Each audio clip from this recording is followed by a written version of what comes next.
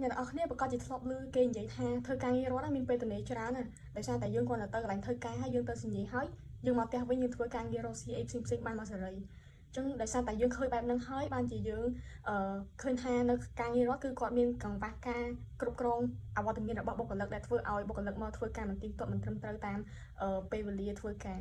ហើយយើងក៏បានចុះទៅសាកសួរជាមួយនឹង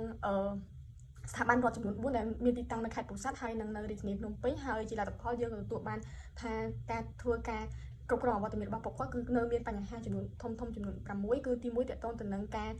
សញ្ញាអវត្តមានឲ្យគ្នាដោយសារតែគាត់សញ្ញាដៃក៏មានមនោចេតនាគាត់សញ្ញាឲ្យគ្នាហើយទី2តកតងទៅនឹងការ manual error គឺដោយសារសញ្ញាដៃចឹងទៅអាចនឹងពេលខ្លះបុគ្គលិកគាត់ភ្លេចក្នុងការសញ្ញាអវត្តមានរបស់ពួកគាត់ហើយនឹងទី3តកតង time consuming ចឹងដោយសារតែរដ្ឋបាលគាត់ត្រូវការបូកសរុបបញ្ជីអវត្តមានចឹងគាត់ត្រូវការចំណាយពេលច្រើនក្នុងការបូកសរុបហើយទី4តកតងនឹង lack of real time data ដោយសារតែ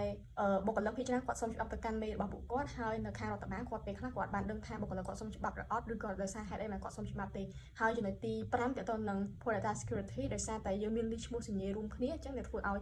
អ្នកណាក៏អាច access ទៅកាន់ data វត្តមាននឹងបានដែរហើយនៅចំណុចចុងក្រោយតទៅនឹង not enough resource តទៅចំណុចហ្នឹងដែរដោយសារតែស្ថាប័ននីមួយៗមាន budget រៀងៗខ្លួនអញ្ចឹងពេលខ្លះ budget វាទូចពេកដែលធ្វើឲ្យមិនអាចគ្រប់គ្រងព័ត៌មានឬក៏អវត្តមានរបស់បុគ្គលិកបានត្រឹមត្រូវហើយដោយសារតែបញ្ហាទាំងអស់នេះហើយក៏យើងបាន come up ជាមួយនឹង Presence ដែល Presence គឺជា platform មួយដែលអាចឲ្យរដ្ឋបាលគាត់អាច generate នៅបូកសរុបនៅបញ្ជីវត្តមានរបស់បុគ្គលិកនីមួយៗទៅតាមតម្រូវការរបស់គាត់ហើយចំពោះបុគ្គលិកវិញដែរគាត់អាចក្នុងការ check អវត្តមានឬក៏សុំច្បាប់ឬក៏សុំ mission អីទៅតាមទូរស័ព្ទដៃបានហើយបន្ថែមពីលើនេះទៀតយើងក៏មាន feature មួយដែលអាច tracking នៅ location របស់បុគ្គលិកនៅកន្លែងធ្វើការហើយនៅក្នុងម៉ោងធ្វើការហើយនេះគឺជា demo របស់ពួកយើងតើបុគ្គលិកគាត់អាចធ្វើបានខ្លះទី1បុគ្គលិកគាត់អាចសុំ permission ដែលគាត់អាច attach ជាមួយនឹង reason ថាគាត់ហេតុអីបានគាត់ចង់សុំច្បាប់ហើយចំពោះចំណុចមួយទៀតក៏គាត់អាចសុំ mission ហ្នឹងគឺដូចគ្នាដែរគាត់អាច attach ឆ្នាំ reason បានដូចគ្នាហើយដល់ពេលចំណុចទី3គឺតាក់ទងទៅនឹង view attendance អញ្ចឹងបុគ្គលិកគាត់អាចមើលថាតើក្នុងខែនេះគាត់បានមកធ្វើការបានពេញលេញអត់ឬក៏ឈប់មួយថ្ងៃឬក៏តាមសប្តាហ៍ទៅតាមការគាត់ចង់ដឹងហើយនៅចំណុចទី4ក៏គាត់អាច claim reward ដែរដែល reward ហ្នឹងគឺ based ទៅលើការមកទៀងទាត់មកត្រឹមត្រូវតាមម៉ោងធ្វើការអញ្ចឹងគាត់អាចនឹងបានផ្កាយ1ផ្កាយ2ទៅតាម result របស់គាត់ហើយនឹងចំណុចចុងក្រោយទាក់ទងទៅនឹង report ការធ្វើ report នេះដែរគឺគាត់អាចបង្ហាញថានៅថ្ងៃនេះគាត់បាន complete ថាអីគេខ្លះហើយក៏គាត់អាច submit ទៅកាន់មេរបស់ពួកគាត់ដើម្បីឲ្យគាត់មេរបស់គាត់ដឹងថា progress គាត់ធ្វើដល់ណាហើយតែនរណាទៅជា customer target របស់យើង customer target របស់ពួកយើងគឺសំដៅទៅលើស្ថាប័នណាដែលត្រូវការឲ្យបុគ្គលិក standby នៅកន្លែងធ្វើការក្នុងកំឡុងពេលម៉ោងធ្វើការដែលមានដូចជាស្ថាប័នរដ្ឋមួយចំនួនដូចជាមន្ទីរអភិវឌ្ឍជនបទឬក៏មន្ទីរពេទ្យដែលគាត់ត្រូវការលោកគ្រូពេទ្យប្រចាំការនៅកន្លែងធ្វើការហើយចំពោះអ្វីទៅជា value proposition របស់ពួកយើងទី1តទៅនឹង customization អញ្ចឹង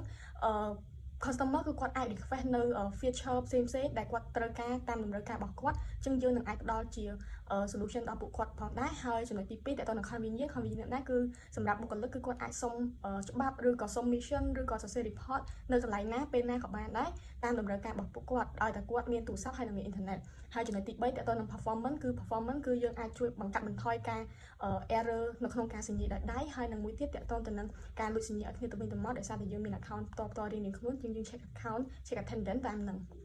ហើយតទៅនឹង competitor គឺយើងមានចំនួន3 competitor ហើយអ្វីដែល presence របស់យើងលេចធ្លោជាងគេទី1តទៅនឹង performance report គឺនៅពេលដែលចប់ម៉ោងធ្វើការគឺបុគ្គលិកគាត់ត្រូវតែសេ report ដើម្បីបង្ហាញថាថ្ងៃនេះគាត់បាន complete ថាអីគេខ្លះហើយគាត់អាចនឹងធ្វើនៅពេលណាក៏បានដែរនៅពេលដែលគាត់ដល់ផ្ទះក៏បានមិនមែនជាបញ្ហាហើយចំណុចទី1ទៀតតទៅនឹង privacy protected គឺចំណុចហ្នឹងដែរគឺយើង protect ទៅលើ privacy របស់ customer របស់ពួកយើងដែលយើង tracking តែកន្លែងធ្វើការហើយនឹងម៉ោងធ្វើការតែប៉ុណ្ណោះហើយតទៅនឹង revenue stream គឺយើងមាន2ផ្លូវទី1គឺ subscription ដែលគាត់អាចបង់ជាខែជាឆ្នាំតាមតម្រូវការរបស់ពួកគាត់ហើយនៅពេលដែលគាត់ចង់បាន feature បន្ថែមគឺគាត់អាចនឹងឆែកបន្ថែមពីលើមកកាន់ពួកយើងហើយមួយទៀត one time purchase គឺគាត់ទិញតែម្ដងគាត់អាចប្រើបានហើយយើងក៏ free នៅ two additional feature ហើយបើសិនជាគាត់ត្រូវការបន្ថែមទៀតក៏គាត់ត្រូវការឆែកមកកាន់ពួកយើងដែរហើយចំណុចមួយទៀតតទៅនឹង market validation យើងឃើញថានៅប្រទេសកម្ពុជាមានស្ថាប័នរដ្ឋចំនួនលើសពី200ហើយមានតែ